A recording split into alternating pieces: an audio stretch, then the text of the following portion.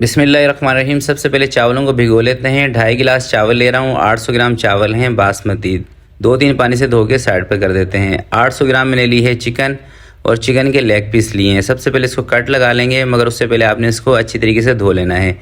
अब इसका मसाला बनाते हैं, जिसके लिए रेड चिली, नमक, ज़ीरा पाउडर, काली मिर्चों का पाउडर, सौंफ का पाउडर, गरम मसाला ले रहा हूँ, कश्मीरी मिर्च कलर के लिए, थोड़ा सा ज़र्दा कलर और अदरक और लहसुन का पेस्ट। तमाम चीज़ों को अच्छी तरीके से मिक्स करके चिकन के ऊपर अच्छे तरीके से अप्लाई कर देना है। मसाला अंदर तक आपने अप्लाई करना है ताकि अंदर तक मसाले का फ्लेवर आए।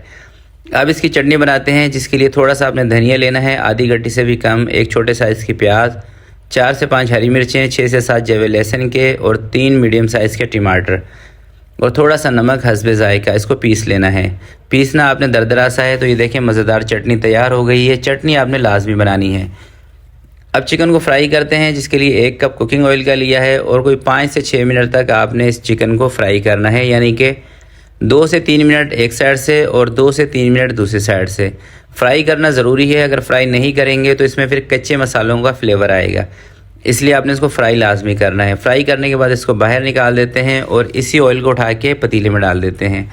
थोड़ी सी प्याज इसमें शामिल करते हैं, 2 छोटे साइज़ की, और प्याज को ब्राउन होने देंगे।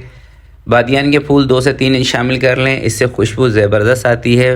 कोई सी भी आप पुलाव चावल बना रहे हो उसके अंदर। अदरक और लहसुन का पेस्ट, हरी मिर्चों का पेस्ट इसमें शामिल करते हैं प्याज के साथ। इनको भी फ्राई कर लेते हैं। अब साथ में कुछ मसाले शामिल करेंगे, जिसमें ज़ीरा, नमक, सौंफ का पाउडर और थोड़ा सा धनिया शामिल करेंगे, कुटा हुआ, काली मिर्चों का पाउडर और थोड़ा सा गरम मसाला। 4 से 5 हरी मिर्चें शामिल कर देंगे और थोड़ा सा पानी डाल के 1 मिनट तक इसकी भुनाई कर लेंगे। 1 मिनट भुनाई करने के बाद 4 गिलास इसके अंदर पानी ऐड कर देंगे। 4 गिलास से थोड़ा सा कम, क्योंकि 2.5 गिलास हमारे चावल थे, बासमती चावल। चावल उठा के इसके अंदर ऐड कर देंगे और 1 उबाल आने तक इसका इंतज़ार करेंगे। इसको पुलाव की तरह नहीं पकाना, सिर्फ 1 उबाल इसको करा लें, जब तक इसमें 1-2 दफ़ा चम्मच चला दें।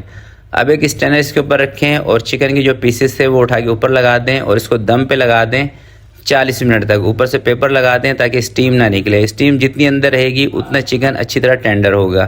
तो 40 मिनट के लिए इसको मैं रख रहा हूँ दम पर और तवा इसके नीचे मैं रख दूँगा। 40 मिनट के बाद दोस्तों कवर को हटाएंगे और देखें चिकन बेहतरीन टेंडर हुआ है। चिकन को भी साइड पे करते हैं। थोड़ा सा ज़र्दा कलर इसके ऊपर अप्लाई कर रहा हूँ और बीच में चिकन लगा के एक रखेंगे कोयला, और कोयले का इसको स्मोक देनी है। इससे फ्लेवर बहुत ही नेक्स्ट लेवल का आएगा।